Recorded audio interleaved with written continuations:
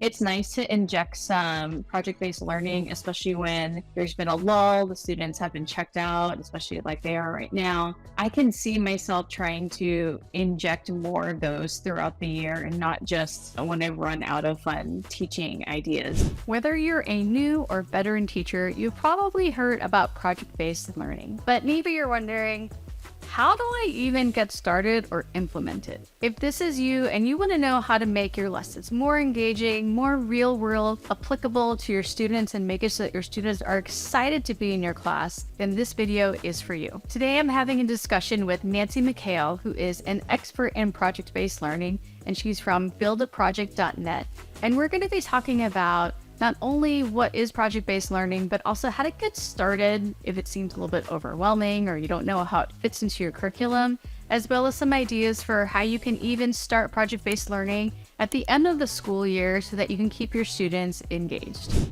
Well, thank you, Nancy, for being on the podcast today. I really appreciate you being here and hanging out with me and my listeners. Thank you so much for having me. So just so that we know your background, can you tell us about your teaching experience? Especially, I'd love to hear about how you went from teaching in the classroom to, helping out teachers and even homeschool parents. And I think that's really exciting. Absolutely. So I taught different grades, kindergarten through 5th grade. And after I had my first son, I decided to stay home with him for about a year. And then I started working at the university level as a student teacher supervisor. And I worked with teachers and kind of coached them on teaching and supervising them. And I just loved that part of it, just helping teachers kind of craft their own teaching and watching them and observing them. And from there, I started just giving workshops and kind of building my rapport in that way and really focusing on hands-on learning. And after a few years of that, I went into helping homeschool parents, and now kind of shifting back to focusing on teachers and going to the schools and giving workshops and consulting teachers. So I definitely love what I do, and I love focusing on, again, project-based learning and really just how we can reach all learners and make sure that each and every student has the ability and the chance to learn in the best way that they know how. Now, for the viewers and listeners that don't know what project-based learning is, like they've heard the lingo, could you explain it, especially to people who maybe aren't in the education field? Absolutely. So project-based learning is basically learning about a topic, but in a way where students have to solve a problem. So the essential part of the project-based learning is that there's an essential question. And that question is a problem that the students have to solve. So, and it usually has to do about the topic that they're learning. And they learn about the topic, they learn everything about what they need to learn standards wise about it, and then it leads them to answer that final essential question where they solve a problem. And that solving the problem can be building something or creating something or whatever it might be. And usually it's collaborative. They're working with other students. And throughout this process, students are, again, collaborating, they're problem solving, they're analyzing, they're critical thinking. It really allows for autonomy and independence. So there's so many benefits to project-based learning. And it just helps them problem solve and answer the essential question, which makes it different than maybe just a standard learning project or a research project.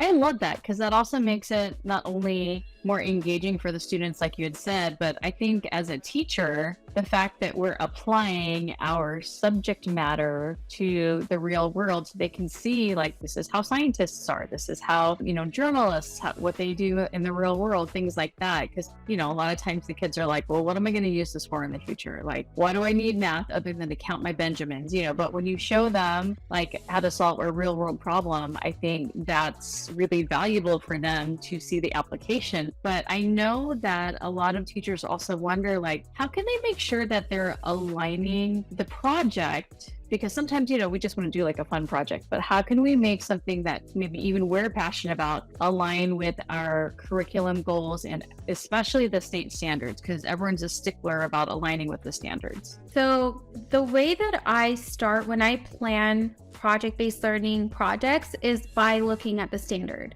So let's say I want to teach about weather.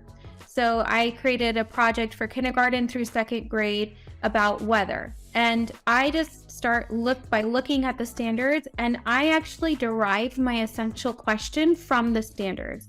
So in the science standards, there for kindergarten through second, there is a standard about weather that asks something to the effect of that students have to learn what can decrease heat in a sunlit area.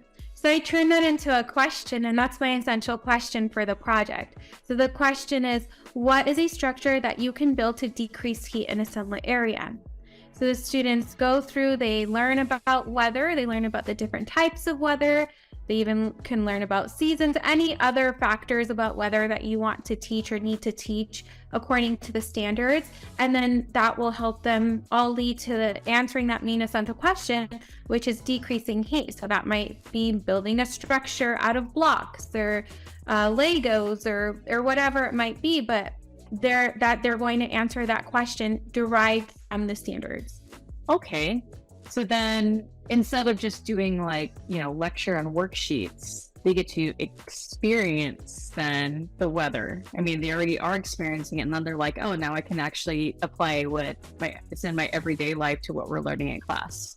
Yes. And the nice thing is that it's, like you said, it's hands-on. They're actually experiencing it instead of just kind of filling out like reading the textbook and filling out a worksheet or answering questions about what they just read.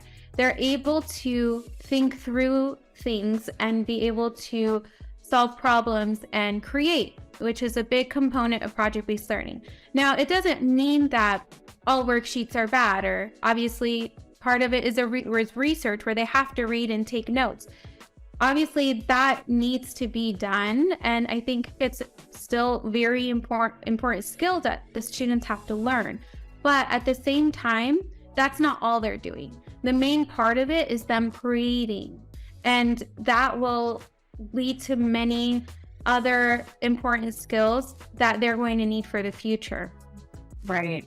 Yeah, that's true. Like the worksheets, they have their validity as long as it's something that's enhancing what they're learning in the project. But another thing that I also think about, because we in the classroom we have kids that have IEPs, they're special ed kids who are reading like far below grade level, or especially with what happened with the pandemic, they're behind in terms of math.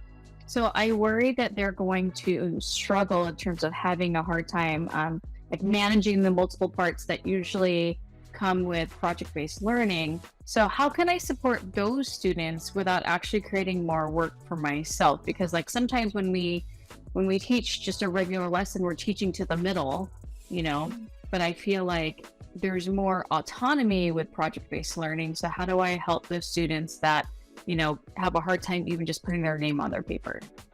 Right. That makes so much sense. And that's a great question. So the nice thing about project-based learning is that it really allows for differentiation, because the biggest part of the planning and the work for the teacher is the planning for it, even before you even give it to the students.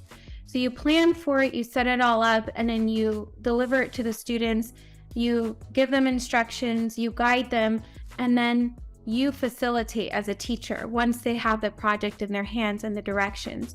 And while you're facilitating, you're going around the classroom, making sure students are on task, helping those students that need extra help.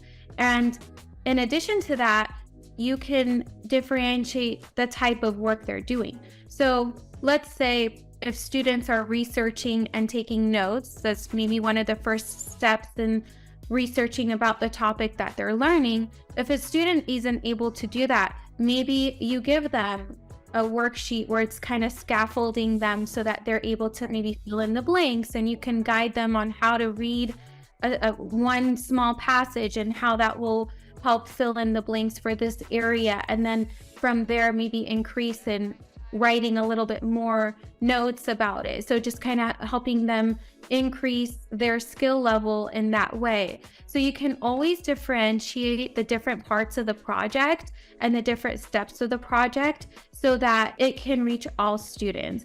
And maybe a teacher can have like 2 or 3 different parts that are within the same type of work. So like I mentioned, the researching, like the advanced would probably be able to read and take notes, whereas the lower maybe needs more scaffolding, more help. So and some parts everyone can do, especially probably the hands-on part, creating part.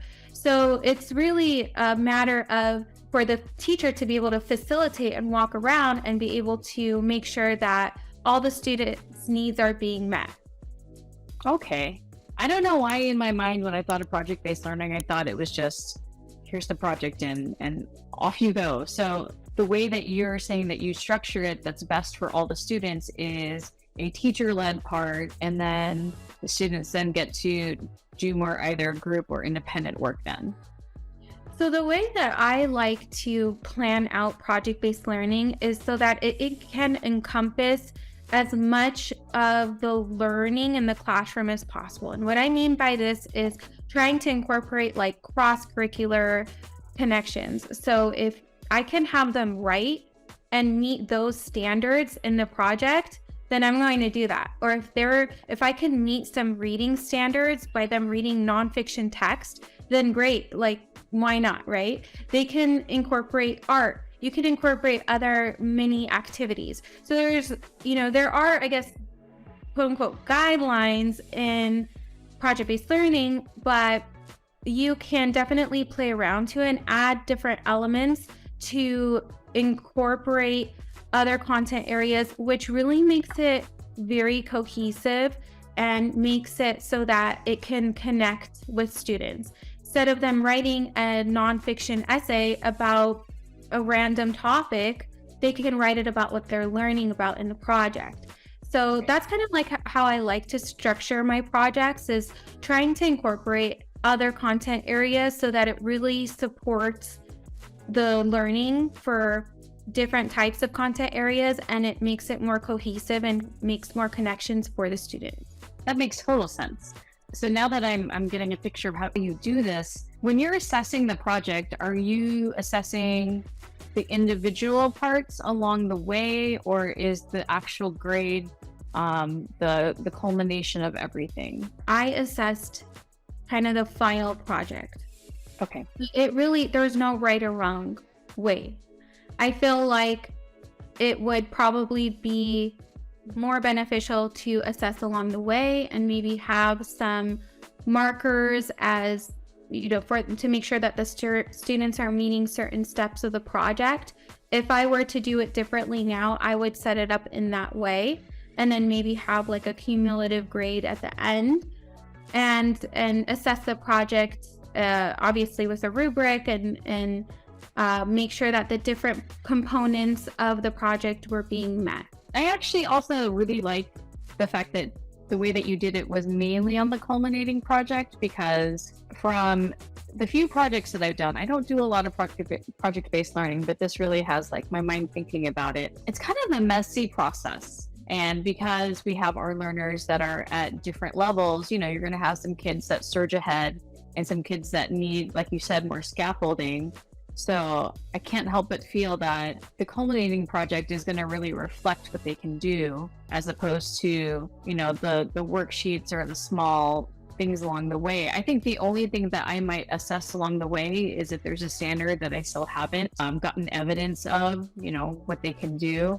But yeah, with where we're at the time of this recording, it's end of April. I'm trying to think of a way to do this that creates the least amount of work. Because, it can be a lot of work to actually grade projects compared to grading like individual assignments. And then how do you keep kids engaged during this process? Because some kids, when you give them a project, you would think it'd be exciting for them. Sometimes we give them a subject project. This is going to be really cool. And you just have some students that are like, no, I'm not into that at all. Yeah.